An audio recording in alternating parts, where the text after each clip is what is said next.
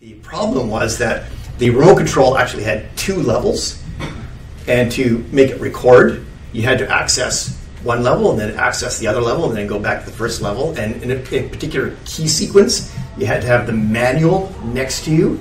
So it was like, okay, this thing can do anything, but it wasn't the right fit because it was a fantastic product, brilliant engineering, didn't match the market of people like me who actually just wanted to press record, rewind, play. That was about all I wanted. So that thing went into the garage, bought one that just did those three functions. So you can over-engineer. You often see a lot of products that have too many features. And the strategy there is often not to, a common strategy that we see here for sure is people start adding more features. Oh, they're not buying it because we need more features. It's like, no, it might be the exact opposite. Is you might need less features so that people get comfortable using a product, and they go like, okay, I get it now. Now I'm ready for expert mode or something like that. Something that you commonly see. Okay, so we're going to jump right into the value proposition.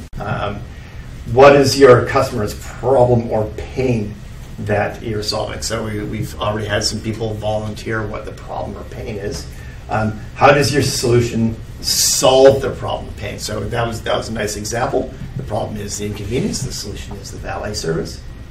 And why is it better than the current solution? So I'm gonna pick on you because you had a good pain and solution. Why is it better than the current solution? The self-storage. Yep. Because we can offer certain target demographics like elders, front door delivery. Okay. Okay. Anybody else want to volunteer why their solution is better than the current method that your customer solves it? Yep. So we enable online e-learning providers to teach more courses with fewer instructors while making it more fun for students. So students pay more, universities spend less, and make more profit. Well, you guys have been working hard. This is good. Okay, yeah. So that's you want to know is because people will evaluate your solution. And when you're shopping for the solution, what do? If you're out buying a car, you look at more than one car. If you're out buying socks, probably look at more than one pair of socks. You can look at price, quality, all these kinds of things. Often people are trying we need to be the cheapest. You don't have to necessarily compete on price. There's lots of reasons people buy stuff. You can buy. Dating myself again. A Yugo, a car, a Chevrolet, or something small that gets from A to B. But you know what? People buy Mercedes and Bentleys and all kinds of other things. It's not because it's the cheapest thing there. But there's add-ons, there's performance, there's status, there's the beauty of the design. There's lots of reasons to buy. If you compete on price, that's one particular model. It's a tough way to run a business if you're competing on price. It can be done. Absolutely. Even products that aren't super well differentiated. I mean, we always like to talk about you need to differentiate yourself and have this unfair advantage. There is Coke and there is Pepsi. There's not a big differentiator between them, and they're both multi-billion-dollar companies. So it is possible, but you have to be able. That becomes a marketing exercise. So it can simply be that your solution is easier to use than the current one. It's fewer clicks. I've seen that lots of times, and I imagine anybody who's been mentoring companies are seeing a lot of pitches. It's like, we are 12 clicks less to get from A to B, which is a nice value proposition for somebody who's tired of clicking through things. Some people buy stuff simply because it's new, because they can. The early adopters. Before you cross the chasm, there's people who just buy it because it's there. Convenience, risk. We were talking about things that are simply risk reduction. I took out the reduction because people like to go parachuting.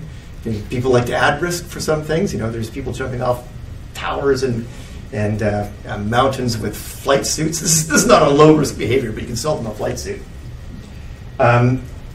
We're talking about the value proposition. You often heard it's like, how big is the pain? So this is something that we use in the past working with kids and trying to get them who can't express pain on their own. So just like, how much does it hurt on a scale of 0 to 10? And you try and score it. So one of the things you can do when you're talking to your customers is like, how big of a pain is this for you? You get from this point of it's a nice to have to it's a need to have. And the more painful it is, the better, the nicer it is for you because it's more valuable. I'll give the example here of some, wrong one, apps. The value. So another one is people spend millions of dollars on houses in Vancouver. And it's not about the price. It's the value. I'm willing to give up, or people are willing to give up big chunks of their pay for decades, 25, 30, 35 years. Why? Because they see value in the house.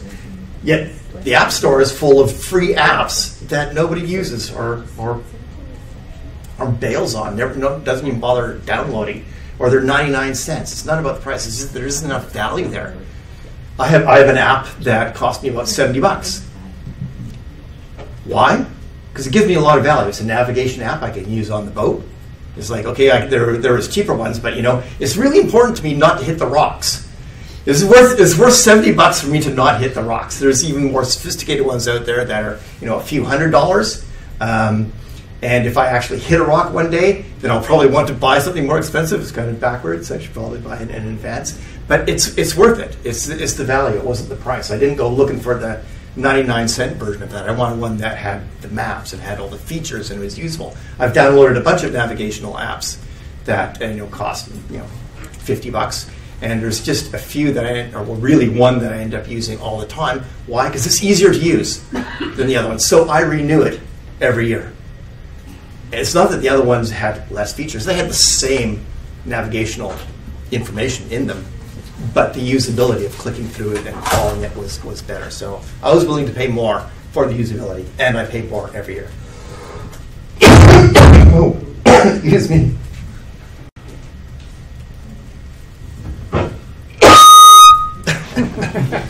Everybody awake at home? Yeah. I wanted to talk about, we call it value proposition now. We tended to call it more like positioning statement a few years ago, and we can get into, I won't get into the debate of, what are the subtle differences between all these things. But what I wanted to point out here is that it's been around forever. People sell the same way. So an example here from some actual ads is a sailing ship from San Diego to Honolulu currently takes 12 days, which is too long. Okay, so we've identified the problem. Our new steam-powered ship reduces travel time to 6 days.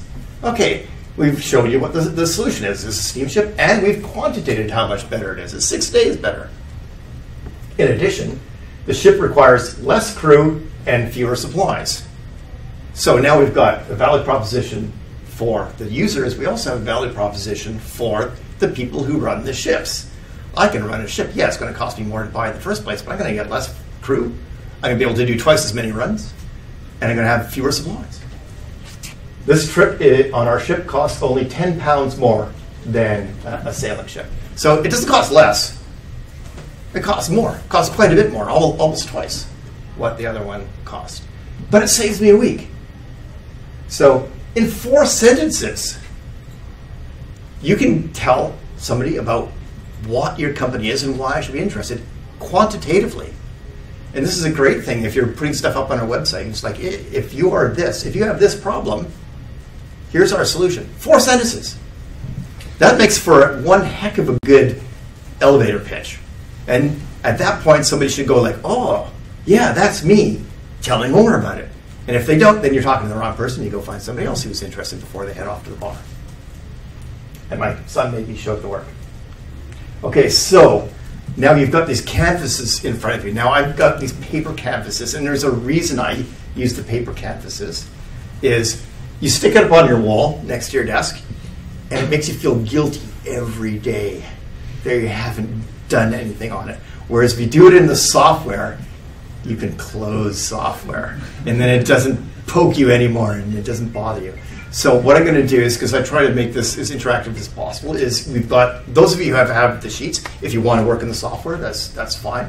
But if you could put down, and I'm going to ask you to present it back, I'll just give you a couple of minutes, write down what your value proposition is. And let's see if you can do it in 3 sentences.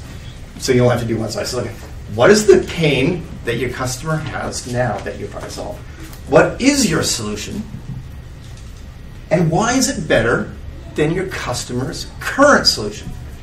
So I'll give you, what, a minute. No, I'll give you 2 minutes to do that. Brian and I did the workshop with Alex Osterwelder last year, and he gave people like 2 minutes to do this kind of thing. His data was showing that giving people 20 minutes to do it did not result in better outcomes. So what's coming to your mind now? I'm seeing some people very satisfied with themselves now. Okay, for people who haven't talked about their business yet, I'm looking for a volunteer to give me your value proposition. Obviously, don't disclose anything proprietary. I don't want to know how your patent works, but just the pain and the solution. If you don't get a volunteer, I'm going to be merciful or merciless. Sorry. Yes. And I know, it was like, stand up, say your name, and... All right, I'm Monty from Just Biofiber. Architects in Vancouver need less toxic residential wall systems that have higher R values. Just Biofiber is a hempcrete building block structural wall system that has R values much higher than current systems and higher than the new regulations require. It is better than stick and drywall systems because it is not prone to mold or insects, lasts longer, more environmentally friendly, non-toxic, recyclable, easier to build with, and less costly. Okay. What do you think? Anybody want to give feedback to Monty? What's the pain? Upcoming regulations. Upcoming regulations? The solution is? Sorry? Non-toxic product. Non-toxic product. And why is it better? R values. R value? Okay, so you give him a pass? Mm-hmm. Okay, lots of nods. Good. Well done. Well done, Monty. Next volunteer. Yes. Stand up, say your name. My name's Aftab. So Minty Fusion is the user proposition. Minty Fusion allows a customer to pre-order, prepay, and pick up at a designated time or location to save the valuable time. So people who are ordering, say, lunch at the same time, this is better because instead of phoning in your order or waiting in line, you can order through your app and skip the line. Okay. What's the pain? Waiting in line. So I would say, like, say that up front, because I heard that, but I had to wait until I figured out what the time was. It's like, I hate waiting in line, so it's definitely a pain for me. What's the solution?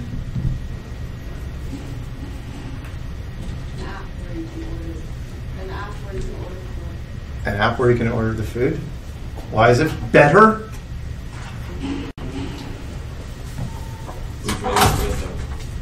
Okay. Do you have a quantitative answer to why it's better? Can you say that it saves me 5 minutes? Do you have data? Yeah, you can order in less than 15 seconds. Okay. So rather than picking up the phone, looking at the menu, or even have the language barrier, you just open the app, look at what you want, and just order.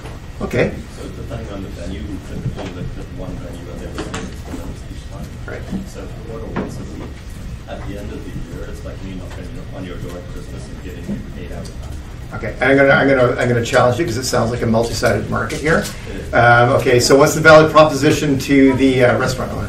Restaurant owner is now, let's say if there was a long lineup, customers wouldn't be going in because now they see I may have to wait 15 minutes, I might just go get lunch somewhere else. Right. Now they're losing customers, so that's a big value proposition for them, is that people who are rushed, they just can use the app and order food beforehand and just pick it up, so they don't lose things. Okay, anybody sold? Oh, is it like I'm just going to give him a. What do you think? Thumbs up? How many thumbs up? Thumbs up. Is it clear? Mostly thumbs up. I think close, a little clearer, a little more to the point quickly, but we can sort it out. But from the standpoint of this competition, or when you're pitching, is the judges. Think of the judges in this contest reading all of your applications this Sunday morning over a cup of coffee. It's don't let me think. Or don't let any of the judges think. Make our job easy. We will like you better. And so if what I'm proposing is the standard format. Be very clear. It's like what's Payne first, right? Because when you're going through 100 of these, well, you're not going through 100. You might be going through your stack. I'm mentally trying to compare all of you to each other, right? And if I have to spend time trying to figure out what you're talking about, I'm just going to go, yeah. Payne first, then the user proposition or the customer problem? I like to talk about what's the pain. So you can, if you've got a multi-sided market, you can talk about both pains. And you can that way. I'll leave that up to your discussion when you want to talk about the one market or serially or in parallel. I think in parallel will make more sense because then I know, like, as long as you're like, this is a multi-sided market. Here's the problem Payne solution for these guys and why it's better. And for these guys, it's Payne solution, why it's better. Again, anything quantitative is better if you've got any data available. Great. If you don't have data, if you got feedback from people you've been talking to, that's useful too. Yes? I'm wondering because how is it better than your customer's current solution is actually different than how do you do it? Like yes. What is your solution is different than how does your solution work? Yes. So the how is it better is what I'm looking for is probably maybe how is not a good word. You can substitute why is it better, because it would be like it's better because it will increase the traffic I get through my restaurant. I will generate $1,000 more revenue per lunch, something like that. That's why it would be. If I was a restaurant owner, that would be what my interest would be. It's like I want more dollars coming through, right? I'm limited because of the lineup. I've got a rate limiting step. Think of the engineering problem. It's a rate limiting step. So fix the rate limiting step. Does that answer your question? Kind of. Yep. Okay. So this is Ahmed, and my company is called Exceptio. Actually, the problem is high transportation system fares, and very boring in-transit advertisement. So the solution is adding location-based advertisements in transit facilities to make trips more fun, more beneficial, and more personalized by pushing coupons and ads to passengers where they can use it everywhere. And why is it better than the current solution? It's better because in-transit advertisements are almost useless. They are boring. They are static. They are not changing. They have no relation with the place they are in, while the bus or the train or even the taxi is moving. So it's a private and public solution for both of them, and it can give the government or the transit facility owner more income, so they can increase service or decrease fare, which is better for people. Okay. Can you? Thanks. Can you identify the pain? Can anybody not identify what the pain is? Or anybody unclear on what the pain is? Yeah, I understand you want things to be more fun, but it's not a very specific thing to me. Do you understand the solution? Yes. Okay, so what I wanted to get at, and thank you for doing the work for me, was that it's hard to explain the solution unless the pain is really, really clear. So it's again, quantitating works for me and for the advertiser probably. It's like it's like, what is my pain? I'm putting in ads. What's my pain? I'm not sure what my pain is. I've heard of this thing called targeted ads. Do you have any data that shows this is actually going to drive more traffic? It's like if this ad comes up, are you going to track the clicks? No, it's a location based. Location based. Strong part. So will me, as an advertiser, am I going to be able to know if your method is going to give me more revenue? Like you can track how many coupons are used by the users, by the passengers in transit, and you can tell that it's going to give more revenue. Okay, and it's better because of the revenue? Yeah. Okay, and you're going. How do you track that? How do you prove that to me as an advertiser? Well, not how to prove it. It's like, do you know how much better it is? Do you have data on how much better it is yet? You say it creates, $1,000 more revenue for me per day using yours. Imagine the case for businesses that they spread coupons through mail, for example. To spread 10,000 coupons, you have to pay for, let's say, maybe more quantitative, $400. Okay. So you're not launched yet. This is still in development stage. For 10,000 coupons. Now we have digital coupons sent to everybody in the neighborhood for a monthly subscription fee, for example. Okay. Not for example. Okay, we'll do one more, and then we'll start moving ahead. Okay. Me? Yep. I'm Mark from Resonate Health. So what is our customer's problem, Payne? Lack of psychological support for chronic pain sufferers, which directly impacts their health, career, and lifestyle. How does our solution solve the problem? Provides pain and anxiety relief using innovative technology without the side effects of medication. Why is it better than the current solution? Aside from ease of use, it empowers our customers to regain their intrinsic motivation to stay healthy, social, and maintain their career. Okay. Somebody want to mirror that back? What is the pain? No. Somebody want to tell us what the pain was? If I have pain or anxiety, I have to take this medication, which has side effects. And the solution was?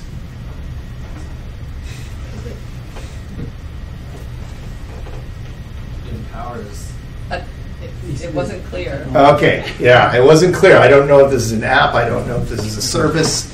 Is you want to be very, very clear, because especially whether or not you're in a contest like this, is your judges, or if you're pitching to investors, you've got to be very, very clear. One of the questions that comes up is people get to finish their pitching to me or to any of the angel groups. Is I don't know if they're software or an app, because you live it all day, every day, and you tend to make mental assumptions that everybody else knows it too, but we don't. We see hundreds of presentations, and it gets lost in the noise. It's got to be, I'm just like, okay, do I get it? Do I get it? Do I get it? And tick these things off. And then, this is a short, value proposition, 3 sentences, and then just hook me, get me interested, and then I'll start asking all those detailed questions. Like I was starting to pick on you, it's like, okay, then I started getting into features, but that's because I was interested, right? If I wasn't interested, I'd be like, okay, next, but no, it's like, okay, so advertising, okay, let's figure out this works. So, again, sometimes I do customer segments first. This is the next block in here, is your value proposition has to match your customer segment. I like to start general, and we just went through this exercise at UBC this morning. Is people would say, "I'm going to sell to some broad people with cell phones." It's like, okay, so that's a really big market. How is a 2 or 3 person operation with no marketing budget going to get a hold of all of those people? Now you want to target it. Who's going to buy in more detail? So you want to say, okay, so I'll narrow it down to an age group or a geographic location that I can target. And then typically at the early stage, you may target, Vancouver area. Vancouver area advertisers, Vancouver area restaurants or whatever, because it's a manageable number, and you can start testing it out and go like, oh, by the way, it's not 25 to 35-year-olds who use this, it's actually 35 to 45 years old. And you want to keep testing that because your market will move on you, and it may not always be exactly where you think it is. The reason for doing this is you can break it down by the business, consumer, geography, income, life cycle, all these different ways of breaking down, whatever makes sense for your business. I mean, if you happen to be in medical sectors, that's one side. If you happen to be in clean tech, that's another. If you're enterprise software, something else. But the idea is to maximize your resources. When you're at this startup stage, you can't advertise or market to everybody, and you can't talk to everybody all the time. You just want to focus on the ones that you think are going to buy first. Is anybody in revenue here? I don't know, it's not bad. Just some people in revenue. So when you've got those early adopters, you want to find more like those, and then, until you get to this, the crossing the chasm to the laggards. Like you can break it down any way you want. In customer segments, this is obviously a fashion example that I think I stole this from Lululemon, but you get the idea. Is you want to break it down to this level. And we'll get into this a bit more, but you want to know a day in the life of the person. It was like, what, for Lululemon, it'd be like, okay, if they don't do yoga, we probably can't sell to them. So you'd like, well, let's not advertise to people who don't do yoga, or if they're not active in this particular age group, then we're not going to market to. Lululemon doesn't market to me. Clearly, right? It's not going to happen. They're wasting their marketing dollars marketing to me. They're going to market to my daughter.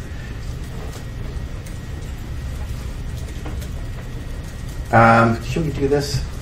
Let's do this. Let's do a 2-minute exercise again in customer segments. And we'll do this again for some new people. Put down who your customer segment is. If you can break it down on age, demographic, language, buying behavior, whatever makes sense for you. Just put down, let's say, like 3 characteristics of who you think your customer, or who your customer currently is. And then we'll get a few of you to volunteer those back again. So like 2 minutes. What if we have a B2B model like enterprise sales, like a multi-sided market where you can pick one side, but B2B, I mean, if you're marketing to another business, then you might be marketing to, like, say, well, it's marketing, it's like, I only want to market to enterprises that have 50 to 500 people. That would be one way to break it down. It's like, okay, if you're smaller than 50, you wouldn't be interested. You're too small to buy my product. That's just an example. So you don't want the user demographics, you really want our customer demographics? Customer, sure. Okay. Well, it's up to you. If you got a multi-sided market, you'll have to do it for all of them. Okay.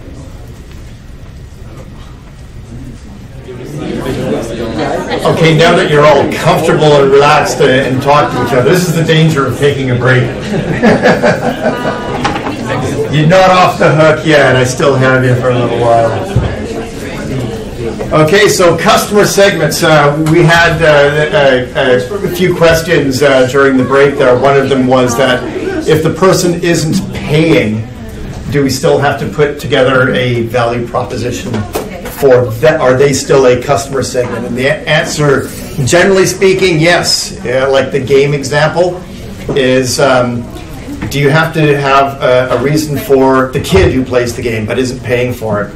Yes, of course you do. If the game isn't interesting, you have to have a valid proposition for them. So they're a customer. They're a customer segment. You would target 12 to 13-year-olds because that before you want to have kids games, but at 13 you can start making more mature games. So then you would fractionate them and say, like, well, we can now target 13 to 18-year-olds or something like that. So yeah, even if they don't pay, they are a customer / user, and you need a valid proposition for that. Does that make sense? Yeah. Okay. Thank you so much.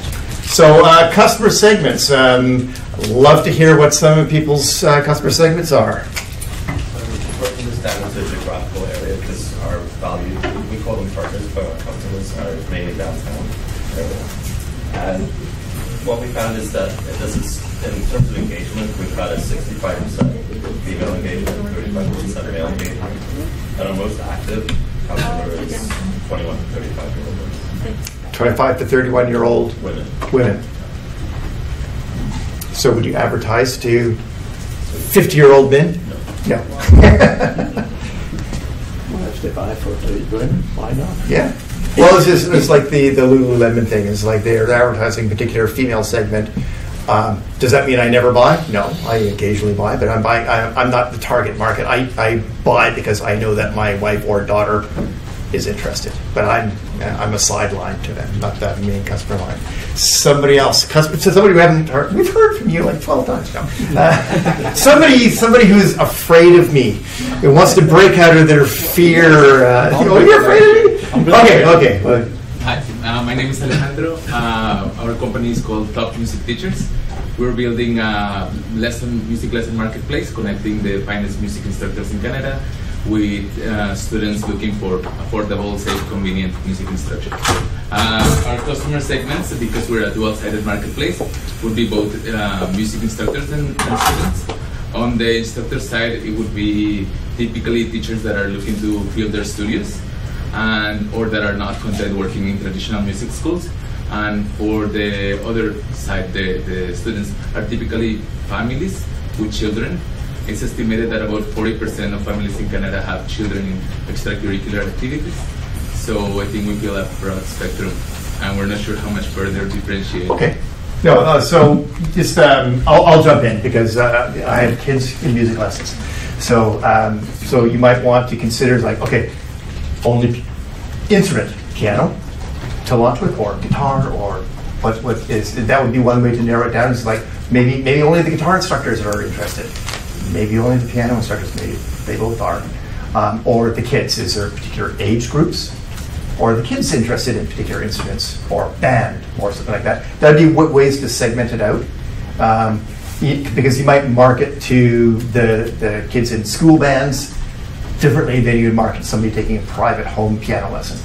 You see what I mean? Well, in a market like Vancouver, for example, typically Asian families account for like a vast majority of the market. So I don't know if that would be a good way to create it like this vertical for the segment, differentiate further. Okay. And you want to comment on that? Yep. Well, I play guitar and I used to teach it for a while, and I think the kid that wants to learn how to play classical Mozart and the kid that wants to play Guns N' Roses are probably two different markets, probably two different parent types. So it refines down way more than instrument, right? And then there's different budgets for different family types. So they're looking for a really cheap lesson, or are they looking for the best, the most premium, the top teacher? We're letting teachers choose their own rates.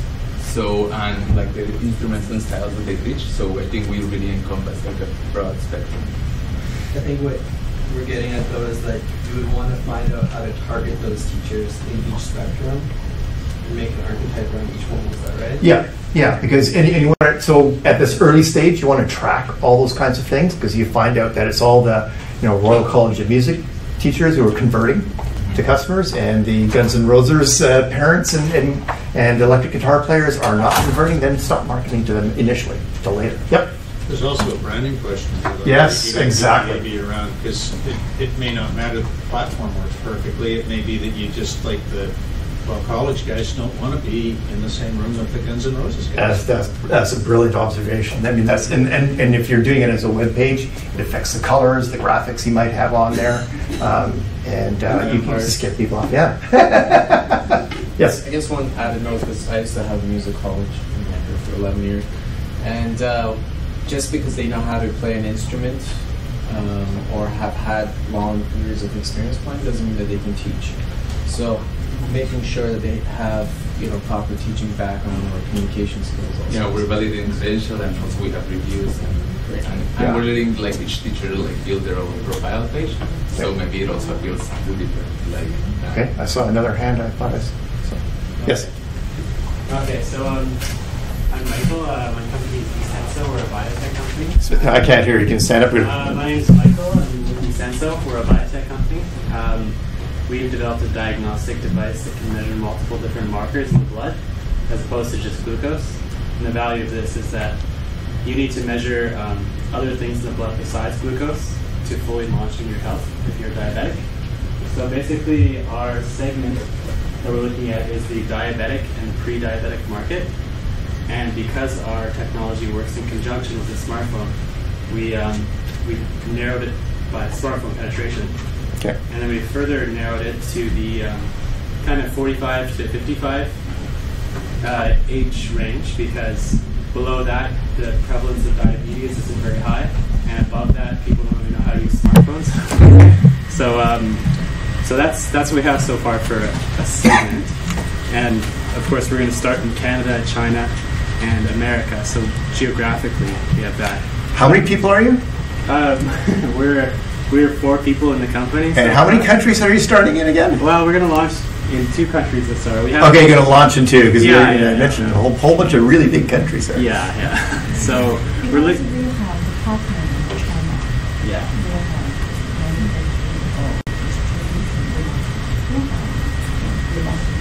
Can't hear. Yeah. So even for diabetic, you could say even type 2. Or type 1 and type 2. Type 2, of course, they use it a lot more often, more frequently. But type 1 is very useful as well, because it can prevent diabetes from sort of developing if you can monitor it better. So we're just looking at ways maybe to further narrow down our segment beyond sort of 45 to 55 Okay. through countries. Okay. Any comments on that? Or how would somebody else narrow that down? Would somebody else narrow that down? Yep. Is there an issue here with who you partner with to get this out into the marketplace? Because it's about health and, hey, it's a test, but I'm sure there's a bunch of snake oil stuff that happens out there. And so how do you wind up with a gold housekeeping stamp of approval that people should be dealing with here? Well, in the past, our team has experience in China, and so they've had experience like licensing the product there and getting it to market. Basically, every country. So you're going to license. This is a licensing strategy for that. Well, yeah, medical devices, depending on the country, they all have different procedures. You have to get it licensed, going through different applications, different licenses in different countries. How do you decide which one to go after? Which country to go after? Basically, we're in Canada here, so it's kind of easier being here to figure out the process. So just the idea behind the segmentation is so you can come up with a strategy. Yeah. Where you're going to go first, who you're going to target first, who you're going to market to first, what regulatory hurdles you're going to go through. So I think you're on the right track. Yeah. Okay. Okay, so just looking at time, we're going to jump ahead. So channels to market. This is my favorite section because it thinks like I do. It's completely linear and predictable. So the channels to the market here is this is kind of you. You're even a smaller spec than this right now. And here's your customers over here. They're going to whoever solution they use now. And they can't even see you, right? You're completely blocked out by the one or more competitors. But that customer also buys other stuff. So there's potential partners. So to get visible, it's like you have no credibility, they don't know you. But if you can sell to these guys rather than selling directly to the customer, then you have an opportunity here. It's like you're going to give up some margin in exchange for that. But that's one way to get around the competition. The steps through, sorry, I seem to have deleted my summary slide. So there's kind of 5 steps that you go through in the way that Alexander Offmuller has worked out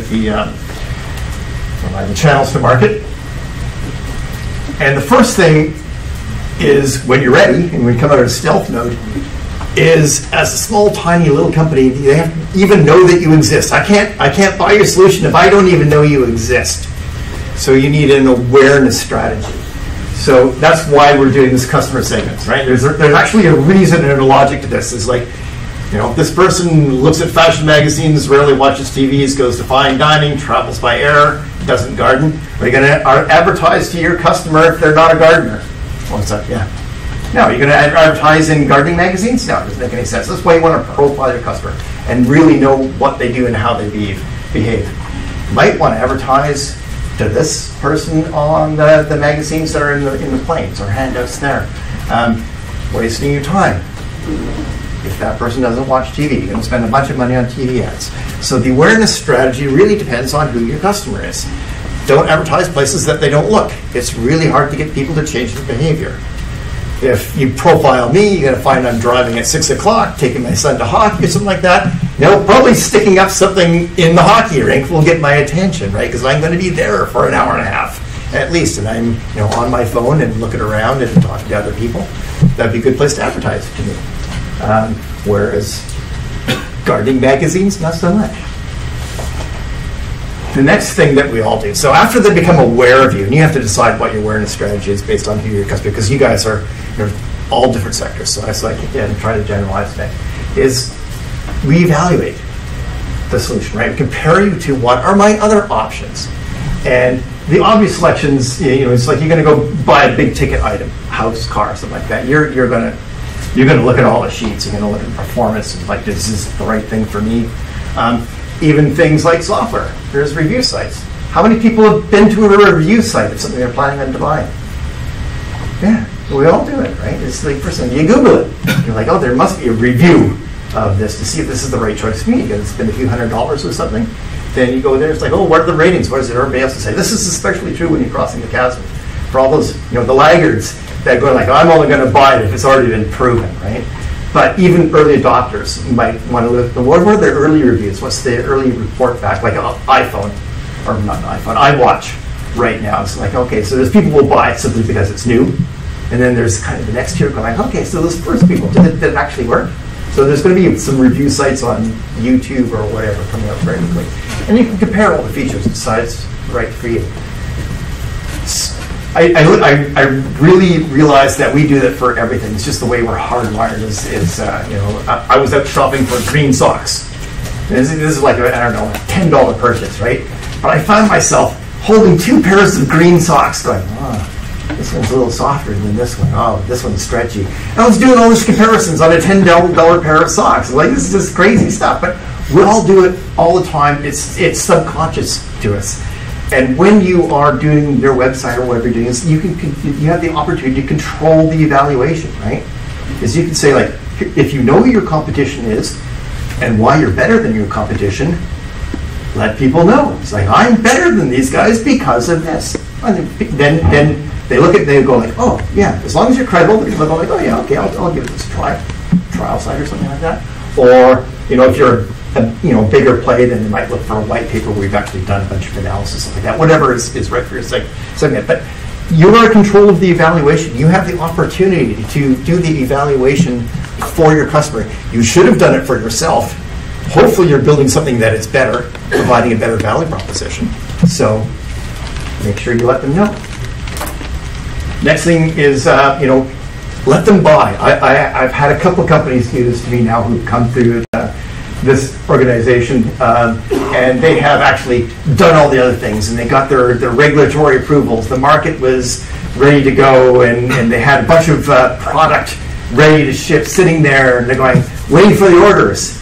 And we went and looked at their website, and there was no thing that said, click here to buy. They had actually no way to sell it, even though everything was ready. They had missed that simple step. Please give your customers a way to buy stuff. Whether or not it's personal communication, if they're used to purchase orders, cash, PayPal, Visa card, depending on what you're selling and what price point you're selling at, you need different things. But give them a couple of options. Typically, they like to buy the same way they've always bought, but not necessarily. One of the examples is I used to sell into hospitals quite a lot. And when you're selling into a lot of hospitals, they all have different mechanisms for buying stuff. Some of them have a capital budget, and they've got a line item to buy your thing. So they can just buy it. Others want to buy it, but they don't have a line item for it. So they have to be creative in the way that you let your customer buy. It's like, okay, we're going to give it to you for free, but you're going to have a service agreement for 24 months at some rate that still get paid for your thing, right? Or we can only do it in a grant plus.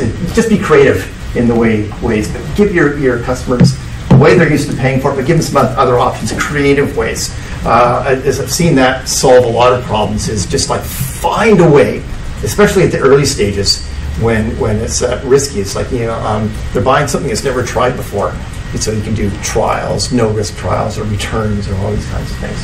I love pre-orders. Anybody who's doing kind of software, but it's not just limited to software. Your people are paying for stuff that hasn't been completely written yet. Classic example is Kickstarter, Indiegogo. People buy stuff that there's only one prototype in the world, and they'll pre-order. This is a great way to validate your market if you're building at a consumer level thing, or even sometimes enterprise level things. You can kind of test a few things out. But it's not just limited to low ticket items. There is a complex going up next to me. It's a bunch of condos. It's not even a hole in the ground, and they've sold 80% of it at $2.5 million, $3 million each thing. It's a hole in the ground. There's people paying $3 million for a hole in the ground. The house won't be ready, or the condo won't be ready for years, right? People will buy stuff that doesn't exist. It's a wonderful phenomenon. There's nothing better than an irrational customer. But that works really good in the early stages. You just like to find some rational ones later. So be flexible in the way, and don't be afraid. You see this often. Don't be afraid to ask for the money. You got to ask for the money. If you don't ask for the money, you don't have a business. Yeah. And the bank made them do it. Yes. So, sorry, is that a little louder? The bank made them do it. The bank made them do it. No, the bank doesn't want to be on the hook. Yep. The construction financing doesn't roll over into an actual building. Exactly. Exactly. And if they can't sell any, then they're going to sell the land to some other. And that's what happened to these guys here. It happened at least once. Delivery, again, just kind of a generic thing is if you're software, it's pretty easy. A lot of SaaS plays, it's pretty easy to get some server time. Do you need to have a personal network if you're selling music lessons? Do you need to call your personal network one by one initially? Are you ready to just put up a website? Probably not. You're going to have to do a lot of personal networking, right? Do you need an outside sales force, an inside sales force? Make sure there's a transaction platform. Do you need to have retail? I've seen people do, what was it, who did this, was Fiat. Remember the Fiat stores at first? They were in malls. They would take up empty space in malls and test the market in Vancouver to see if they're going to open dealerships here. That's pretty low risk. Get a 6 months lease or a 12 months lease in a mall, and there's no cars. They have 2 or 3 demo models, and if you actually order it, then they'll ship it over. Again, that's a bit of an extreme. Tesla does that. So it doesn't have to be low ticket items, it can be big ticket items too. Advertising on public transit, we were talking about. This is a perfect example. It's like if your customers are on public transit, okay, you can deliver to them at public transit or advertise them at public transit. Or you get a partnership. If you just can't get into, some big incumbents in the way, you can partner with somebody who's got the credibility to get you in the door. But remain, what we're saying is remain customer centric, improve their experience, right? Especially at the early stages. Your cost of customer acquisition is going to be enormous initially, right? But you want all of those early customers to love you. If you've only got 5, 6, 10 customers, and 3 of them say what a horrible experience it was using your stuff, you're in trouble. When you've got thousands and you've got 3 negative feedbacks, okay. But you want everybody to turn into an advocate for you. You just pour it on to them, give them a wonderful experience. After sales support, this is different for everybody. There's a whole laundry list of things you might want to consider, but for the standpoint of the campus, please think about it now. Is it all sales final? A lot of people seem to think that it's all sales final. No, you want to build into your model, especially your cost structure, or your revenue is like, okay, so I think that 10% of these things are going to be returned. I better build that into my financial model here. Or you're going to return for full credit, refurbish it, or something like that. Is it 30 days free support or 90 days free support? That's another revenue model too. Your sales support is, you can charge for that. What does Apple do, right? You buy a new MacBook, you get, 90 days free now? And if you want beyond 90 days, you got to pay. That's a wonderful thing. How many people who pay for that extra 90 days actually use it? It's a new revenue model. It's a wonderful thing. So your after-sales support can be a revenue model. I've seen it save a company that was in trouble that came through here. Is they had a salesperson who sold the product below what he was supposed to be selling for. He just gave the show away. Basically, every time they delivered product, they lost money. It was a horrible, horrible thing. Now, the thing that saved them was they had a very, very low support level that people didn't like. So it's like, oh, you want our silver level of support. Oh, that will cost you an extra $100 a month. All of a sudden, turn the money loser into a money maker. So you can actually turn that into a revenue model. On and on, you can have online training. This is quite common in complex software. It's like, oh, thank you for buying our software. Oh, you want to actually know how to use it? So take our seminar. There's a few, I hate those, but you see those out there. Upgrades, common things, work very well for Microsoft and Apple. So it's like sometimes there's free upgrades, sometimes there's critical ones they have to pay extra for. Add-on features, common thing. You can have a dumbed-down product to get people comfortable using it and go like, oh, you want the expert level. Oh, now you convert. It's like now you got to pay more or start paying to get the unlocked features. Very common strategy. And it goes on and on like that. But give it some thought, because there's sources of revenue in your levels of support.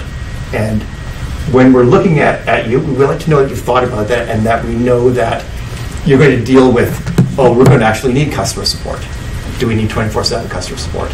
Do we need, we'll call you back the end of the week or next day, or whatever level is determined by your customers. So you can ask your customers. The easiest thing to do is ask them, what level of support do you want? Are you willing to pay extra for that level, a higher level of support?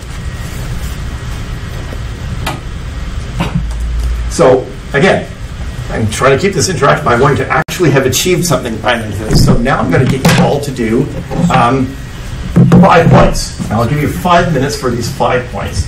Is in one line, what is your awareness program? Like how are you going to make people know that you exist? Are you going to advertise in the buses? Are you going to personally call everybody you know who's ever played an instrument? Or what is it? So give us some thought now. And then how are you going to control the evaluation? Again, I'm not expecting perfection today. We're just a few examples, and we want perfection by, 5 o'clock on Thursday? Okay, 5 minutes, go for it. All your time minimizing your costs. You have to be super lean, using low price value propositions, maximum automation, outsourcing. The examples are no-frills airlines. You wanted a seat in the plane? No, we're duct taping you to the outside. That's going to be a really good cost structure, but that's a tough game to get into. You typically need to be a big player to be able to take people on that. It's a lot easier when you're small to be value-driven. Is that what you want to do is just focus on being better. Premium value proposition, a high degree of personalized service. It's a lot easier. I'll get that in a second. And a value-driven example, luxury hotels. If you're going to start a hotel, it's going to cost you a lot of money to start something luxury, but it's a value proposition. Yes, there is a question. So I have a question on outsourcing. Yes. So now we outsource our development in India and Pakistan just because it's 1/10 of the cost. So what you're saying is we should bring the development here just because of what's involved to outsource, or?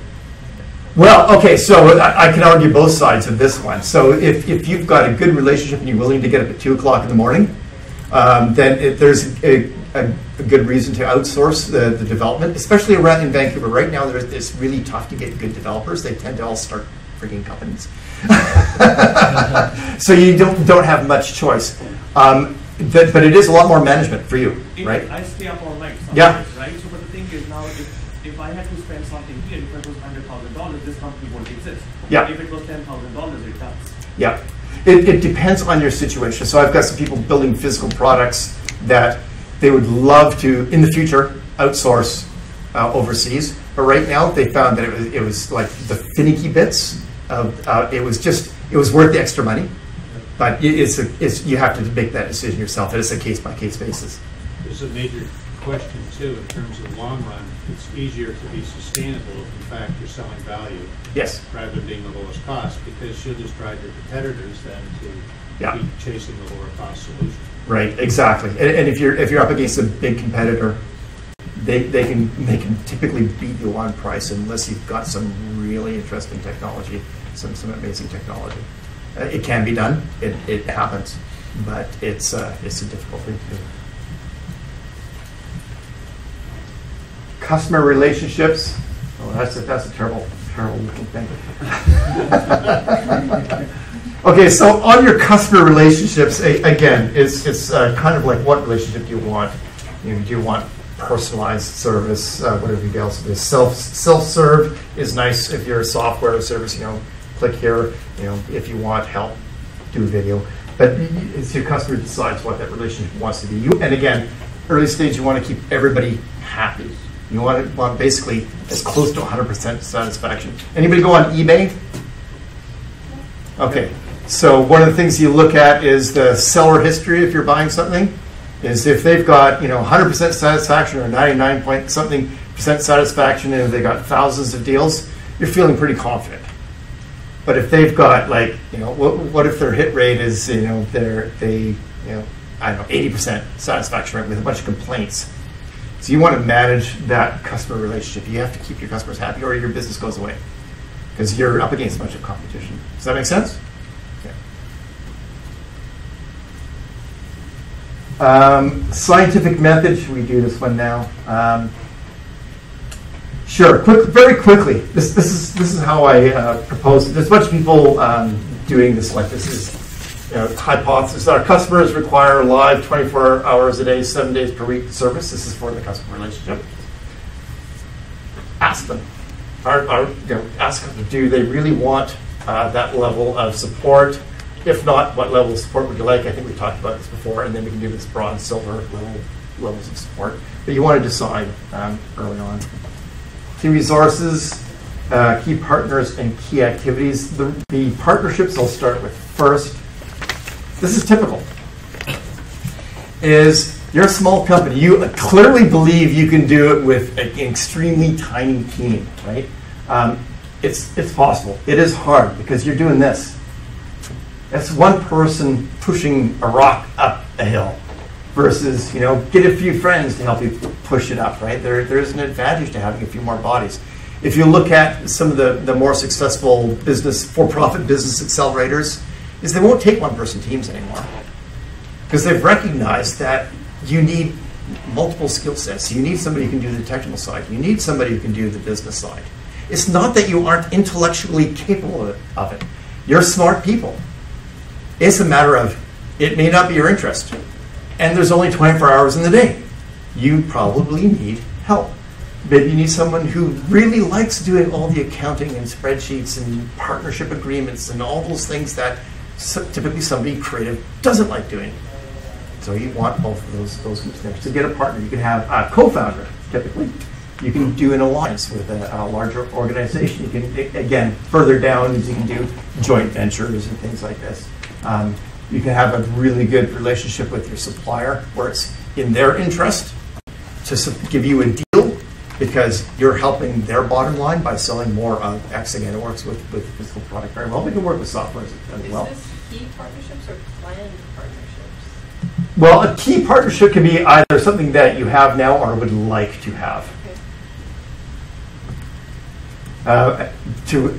What we did last time is make a list of key partners so that New Ventures BC has or might like to have. So that was actually, answering your question is we had New Ventures BC as the study case for a previous version of this. But in here, it's like, what is a partner? Somebody who will help you move the ball without necessarily being the customer. They can have both relationships, but they're only taking a piece of it. So do you know what who can I pick on? Does anybody here have a partner that they would like to have? Elon Musk would be great. Yeah. Do you want us to include in this section like what type of partnership you're going to have the companies incorporated? So, sorry, a little bit louder. Do you want us to put is it co-founder relationship, strategic alliance, joint venture? Sure. Do you want that in there? Yeah. Okay. Yeah, absolutely. I would like to know. I mean, in the format, you might want to put the co-founder, in the team, and so it might make more sense. Again, it depends on your specific business, but you may I want to partner with Pfizer. I don't know, something like that is because we can't take on Dow or something like that, or see what I mean? Okay, I see some nods. Okay, I was a little worried. Often people get confused about what do I mean by partner, so I'm trying to not dumb it down, but give some specific examples. You want somebody who's going to help you push that rock up without necessarily, because it's in their interest to push the rock up as well. So somebody who has a mutual interest. So attainable like the house, right? Sorry? Like attainable like the house. Yes, attainable. You can if you want to say our dream partner is, but for this first stage, dream partner is Elon Musk. Okay, great. Okay, he's not going to take my phone call right now. So my first one would be I don't know. You'll get somebody lower down the totem. Resources, again, I want to know, both as an investor or a business partner, is what do you have that is worth something? So for some people, traditional models, you can have a building, some equipment, maybe servers or something. But intellectual property, do you have IP? Do you have some kind of patents? Patents applied for, patents issued? Do you have copyrights? Do you have whatever brand? Do you own your trademarks? All those kinds of things. Trade secrets is perfectly valid too. Lots of people are starting to, who are very skeptical of the patent process. Simply keep it as a trade secret. You need a reason for that, and you need to be very careful with your trade secrets, but it's possible. Human resources. That's a real asset. It's like who's on your team? What are their certifications? What are their qualifications? Have they built a team before? Are they an EE or whatever, right? Have they built product from ground up before, especially if you're a startup, right? Has this person built with a team of nothing up to something scalable before? It's really good if they have. It certainly adds value, but not everybody has that, right? Most people are first timers. Let me know. Yes? Is this a good time to talk about how we supposed to fit this in this small? Yes, absolutely. Yes, absolutely. So, for me, I'm supposed to fit in this small box. Okay, so you can say something like, we have 2 patents applied for, 1 issued. That's simple. That's simple. We have 3 engineers. We have 85 years in the business. 85, yeah, combined 85. You see that all the time. Combined 85 years in this business. We own 5 buildings downtown. No. Again, I won't make you do that now because we're getting short on time. Oh, I was going to make you do that. Okay, key activities. Let's do the key activities then. No, let's not. Product physical, what must happen? Typically what I like to do, what I make the companies who can spend 2 weeks with me or 5 weeks with us at UBC is what's the plan, right? Is what must happen. And typically we'll do 30 days or 90 days, not much beyond that. It's like, and it's not just like we'd like to call Elon Musk and hope he'll call us back. No, it's like what must happen in the next 30 days for you to move forward. So have you given it any thought? If this doesn't happen, everything else slides. That kind of stuff, right? Key activities is what we're talking about. Again, and in the interest of time, weakness, because I wanted to get to this part. This is the weaknesses of the business model canvas. Really, analysis of the customer is not part of this canvas. It is kind of implied around customer segment and value proposition, but I like it when you know the customer intimately. Like if you've been, that's one of the values. If you've been in the industry for 85 years combined, you understand the customer really well. You can solve that very quickly. Just say like, no, I've been on both sides of it. We've been building for this. We know what the solution. We know that our past solution failed. Therefore, we built it this way. Something like that. So you want really good analysis of the customer and analysis of the competition. When talked with Alex Ostervelder in December last year, he considers the competition to be this thing in the background that is in the ecosystem around you. Personally, I think competition really has a profound effect on what you might do with your business. I like to know what the competition is doing. Who is the big dog in the city, or who's the elephant who might roll over and crush me? It's like, I want to know what they're up to, and it can be hard to figure it out, but it's usually easy to identify those guys. I'd suggest another one, and that's the competitive landscape / the attractiveness of the space that you're focused on. Exactly, right. So you can do that yourself. You can find reports on that kind of stuff. There's a bunch of analysis around that, but I like to know what's going on in the whole space exactly, right? But if you can, typically from the standpoint of this, if you can say just who are the ones that are addressing the same customer segments that you are. Again, it comes back always to be customer-centered, right? They're the only ones who really matter. How do we address the solutions to the weaknesses? Is typically, there's a bunch of tools out there you can use. Again, it doesn't have to be for the New Ventures BC competition, but I like to use it in the real world as well. Is an empathy map, or you've probably heard a day in the life of your customer. It's like, do I get up at 6 o'clock in the morning to go to the hot here? If not, you don't advertise at the hot here, right? That kind of detail you'll get. Normally I show a video here, I won't now, but they're talking about you need to know what they have. Do they drink coffee? You really need to know your customer intimately. Absolutely intimately. And from the standpoint of the competition, your customer is kind of the judges. If you get a chance to figure out who the judges have been in the past, find out what do they like. If they do a lot of financial analysis, make sure your financial analysis side is really, really strong. That's like part of your customer. Decision maps. So something that the lean launchpad methodology that they do at Stanford and is rolling out all over the place is mapping out the decision process. So if you think your customer is diabetic, but there'll also be insurance providers and all these other things, it's like map all those relationships. Do a diagram. If you can't get down to a diagram, it's like who are all the people involved in the decision? And who influences who and how much influence they have. And it's like that, you don't have a good enough understanding because okay, these are all the people we have to influence or convince that there's value in there. So it's nice to do a diagram. I didn't have an example in here. I do have one of the empathy maps. So you may see there's a free online tool for empathy maps. I won't show the videos because I actually put somebody into tears with one of them last time, so I'm not going to show that one anymore. But what you do is you kind of map out what is the customer thinking. This is a nice little tool if you don't like talking to people. So an example is, what are that customer thinking and feeling on a daily basis? What do they see? So for thinking and feeling, life is a constant battle between work that is affirming, rewarding, and creative. With the fact that there are few avenues to create art sustainably long-term, having a lot of varied experiences and not being trapped in a mundane life cycle matter most to him. So you're going to give a financial argument to this person?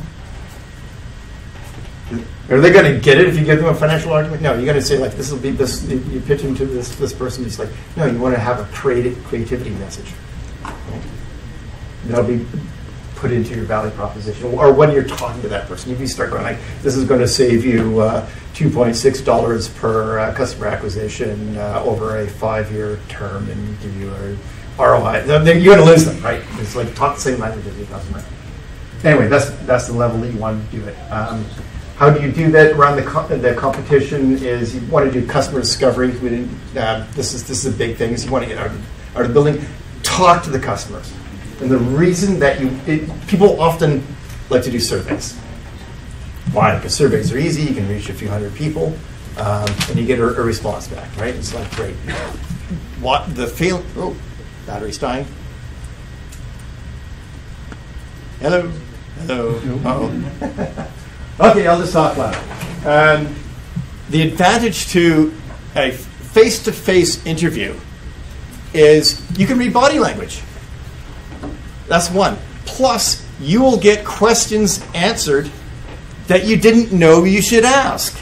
That's probably the most valuable thing, right? With a survey, they will answer the questions that you ask.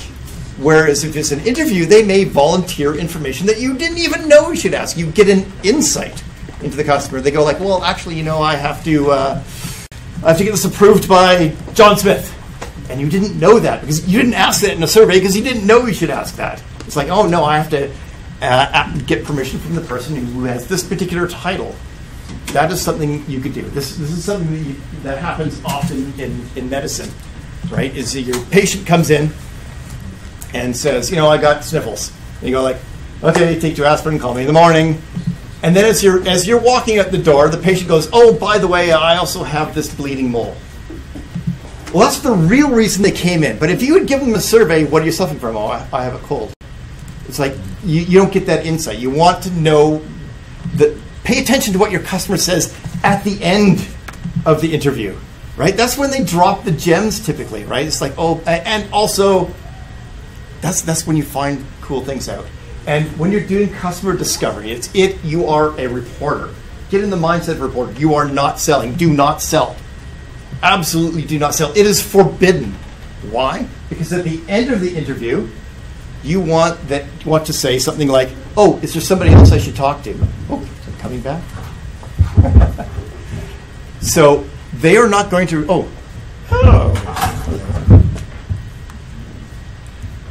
This could go very badly or very well. Can you hear me now? Better? Better. Okay. Man, am I wired. I'll just hold it. So you want the referral. You want to be able to go get other people. If you there, so like, hey, you want to buy this? Hey, you want to buy this? Hey, you want to buy this?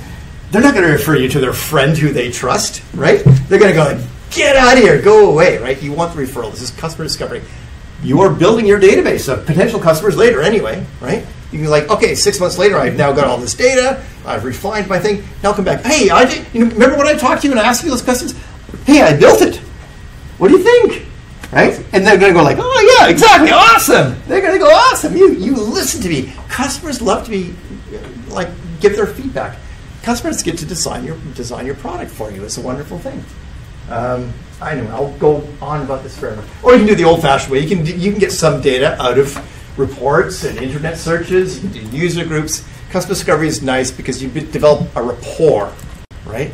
You've got a friend, somebody who's potentially a champion for you at wherever you're going to try to sell. And you build a database of people that you might be able to sell to later, right? And they can say, like, don't do that. That's lame. I'd never buy that. Oh, great. We won't build that feature. That was another Club Penguin thing. They talked to the kids and they asked about this particular character. And they said, that's really lame. Or they would say, that's really cool. And the founders of Club Penguin had a very good philosophy around that. They said, the things that were lame, we took out. And the things that they liked, we made more of. It's not complicated, okay? It's not that complicated. It's like, here's a feature. Like, oh, it gives me a graph. I love that. Keep that one. Right? It's like, oh, that's really stupid. I hate it when it doesn't tell me when the battery is. Okay, do something about that. Simple.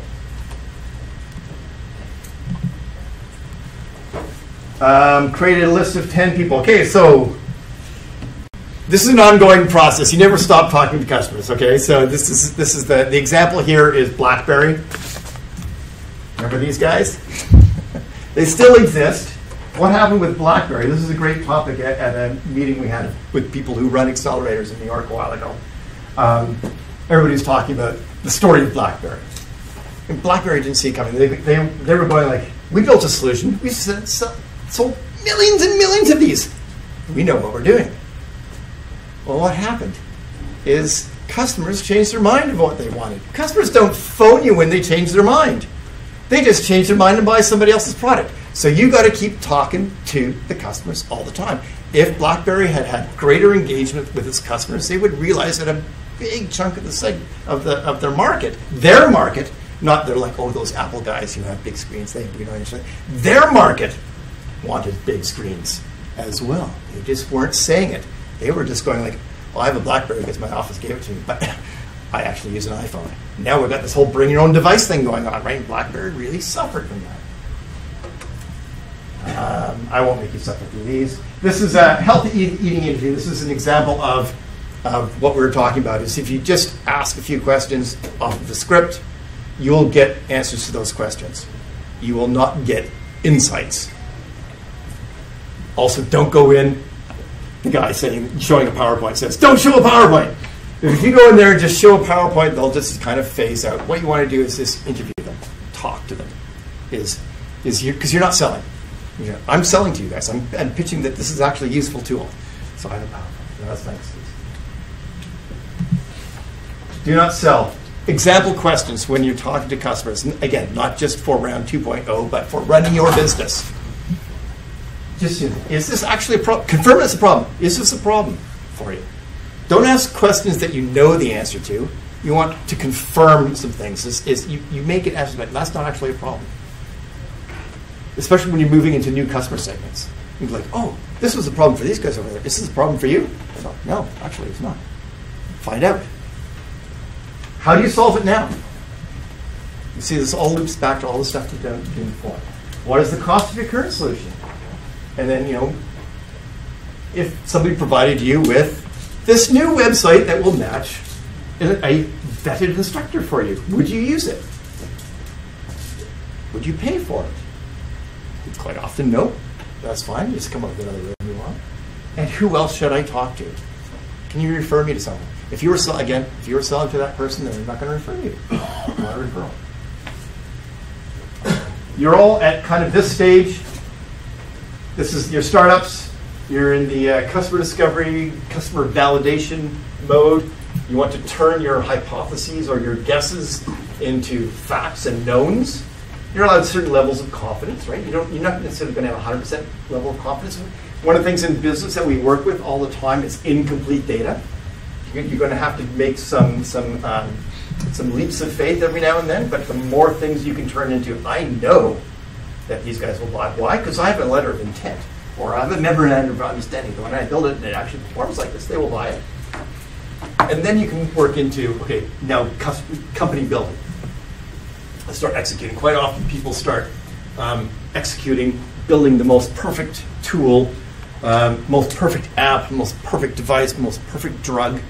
And the scary part is when the people do the drugs, because it's real money, without actually finding out what all the other things that are around people buying this. And in conclusion, inspiration. Sometimes it's right in front of you. So what this says is when you're thinking about your competition or everybody else in here, is it's hard to make out on the small screen for the people in the back, and it says 50 fat diabetic still in front of you. Okay, so you guys are startups. You guys go out there and knock off all the big companies and come back and tell all your success stories, and then I don't have to give the speech. You guys can get it next time. Thank you very much. And I'll stick around for questions for a little while as well. Angie. All right, we have time for a few questions. Yep, okay. Yep. I have a question about that. Don't try to sell when you interview people. But then how do I check my assumption? How much people gonna willing to pay for my solution? If Ask I never them. argue. But you say But don't sell. No, just like if a solution was available that worked kind of like this, is that something you would pay for, and how much would you pay for it? But don't try to sell it to them. Okay. You see the difference? Is if you go like, I've got the solution. Can you give me your PO? Or who do I sell this to? Or who's going to buy this? But so that's one of the advantages to not bring a PowerPoint or don't bring a product with you. in many cases, investors want to see your kind of traction with your customers. Oh, sure. And in some cases, they want to see that like people subscribe for the solution or give you their credit card numbers. Yep. You charge them, but you have them in file. And then two different things. Still two different things. It's a two-step process. Customer discovery, do all those confirmations, build out a big database of customers that you can talk to later. When you're happy, satisfied, your customers are satisfied, like if you actually build it like this, then you can call them back and then you can sell them. But don't sell them first. Customer discovery is you want to get the truth. This is a tricky part, right? But maybe they're lying. Maybe they're exactly. lying. If you're selling to people, they'll find ways to say yes, just to get you out of the door, and then they like stop returning your calls and ignore your emails and stuff like that, and they'll do that, right? But if you're just doing customer research or customer discovery, then it's less. They'll tend to give you more likely to give you the truth. And one of the tricks you can use is that I've used often in the past, or I'm sure other people have used this. You hire students, right? You hire co-op students, and because people will talk to students and give them a lot of time. You go like, if I'm a student, I call up. It's like, hi, I'm Peter. I'm a student at UBC and I'm doing some research. Can you help me out? Most people say yes. But if you go like, hi, I'm Peter and I'm trying to sell you some shit. It's a matter of like, who will those customers give time to? Students are a great example. It's like, I'm doing research. Right? Yep. Just as another thought on that, if you can frame the questions about you want to understand the day in the life, how it is today, and how could that be better, that actually isn't selling. It's just understanding how it all works, Yes. how you might solve the problem that lives inside of that. Yeah. What does your day look like? Right. That's a great thing because we all often make assumptions, and that this is how to make their decisions. Yep. Will these slides be available? Yes. Yes, tonight. Okay. Right with this. Yep. Yep. It's $100 per view. Send it to me. I accept cash.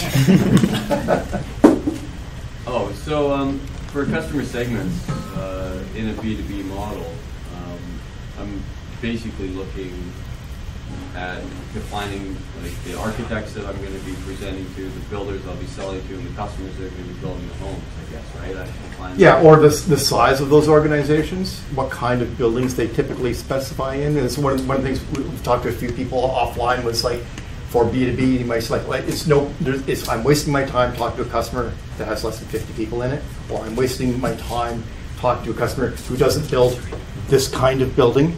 So you can save yourself a lot of time by excluding a bunch of those things. Well, Peter's actually going to be back Wednesday night with Adam Laurent on pitching. So if you liked what you saw, come back Wednesday. And if you didn't, come back anyway. Otherwise, thank you very much, Peter and BCTIA. And I think you can stick around for a few more questions, but I think some people have to go, so we'll say goodbye for now. So good luck, everyone, on your submissions, and I look forward to getting them.